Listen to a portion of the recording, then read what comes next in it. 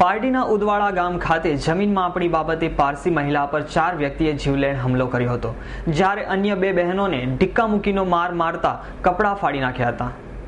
ઉદવાડા ગામ સોળ ફળિયામાં રહેતા અને હાલ મુંબઈ ખાતે રહેતા મહિલા કાશ્મીરાબેન અસ્મીભાઈ નવલાસ એલવિયા જેઓના વાડીની જગ્યામાં તાર કમ્પાઉન્ડ તોડી 4 આરોપીઓ ઘૂસી જઈ પ્રવીણ પ્રભાકર, પુષ્પાબેન પ્રભાકર, ભાવેશ પ્રવીણ પ્રભાકર અને તપન પ્રભાકર 4 જણ અંદર ઘૂસી માપણી માટે આવેલ સંજય પટેલને જણાવેલ કે મામલતદારમાંથી માપણી કરવા માટે આવ્યા છો, જેની જાણ તલાટીએ પણ કરી છે, પરંતુ જ્યારે ફરિયાદી કાશ્મીરાએ તલાટી સાથે મોબાઈલ ફોન પર વાત કરતા આ અંગે કશું જાણ કરેલ નથી અને મારી પાસે કોઈ લેટર નથી। વધુમાં કાશ્મીરાબેન ફરિયાદીના જણાવ્યા મુજબ મુંબઈથી કાર મારફત ઉદવાડા સોળફળિયા ખાતે આવી અને ગત રોજ બપોરના 3:30 કલાકે મારી વાડીમાં અંદર જતા આરોપીઓએ મારી બેન અનુબેન જમીનની માપણી ચાલતી હોય, જેમાં માપણીનું મશીન અહીં કેમ લાવેલ તેમ જણાવતા માથાના ભાગે અને કપાળના ભાગે ગુપ્ત ઘા મારી અને હાથની આંગળીઓ તોડી નાખી બેનને કપડાં ફાડી નાખ્યા હતા અને જાનથી મારી નાખવાની ધમકી પણ આપી હતી।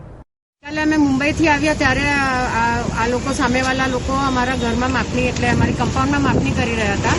એને અટકાવવા ગયા ત્યારે એ લોકો અમારી પર અમારી સિસ્ટર છે એમના કપડાં ફાડી નાખ્યા અને મને આ માથા પર જે ઈજા થઈ છે એ મારી આંગળી પણ ઓલમોસ્ટ ફ્રેક્ચર થઈ ગઈ છે। એ હિસાબે અમે લોકો પોલીસ સ્ટેશનમાં આવ્યા તો પોલીસે અમને બરાબર કોઓપરેટ નથી કર્યું, કેમ કે એ લોકોએ જે કલમ લગાવી જોઈએ એ કલમ નથી લગાવી। કોણ કોણ મારવામાં આવતું ને એટલે નામ માણસના નામ જોઈએ છે તમને? એટલે સામેવાળાના નામ છે પ્રવીણભાઈ પ્રભાકર, એમની વાઈફ પુષ્પાબેન પ્રભાકર, એમના 2 દીકરા છે, એ બંને દીકરાએ અમારી પર હાથ ઉચક્યો। એમનો દીકરો છે તપન, જે નાનો દીકરો છે એમને મારી સિસ્ટરના કપડાં ફાડ્યા છે અને ભાવેશ પ્રભાકર, આ 4 જણા અમને અટેક કર્યો। આનું મુખ્ય કારણ શું છે? કેમ કે એ લોકો માપણી કરી રહ્યા હતા, અમને જાણ વગર એ લોકો અમારી કમ્પાઉન્ડમાં અમારા કમ્પાઉન્ડમાં એ લોકો આવી ગયા, ગેરહાજરીમાં આવી ગયા એ લોકો અમારા કમ્પાઉન્ડમાં અને અમને કંઈ નોટિફિકેશન નહીં મળેલું હતું સરકાર તરફથી માપણી બાબત સર।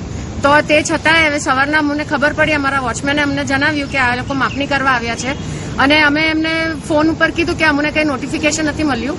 તો જે માપણીવાળા ભાઈ આવેલા હતા, સંજય પટેલ કરીને નામ છે એમનું, તે માપણીવાળા ભાઈ બોલ્યા કે અમે તો તલાટીમાં નોટિસ મોકલાવેલી હતી, તમને મળી નહીં એટલે અમારો વાંક નહીં કહેવાય।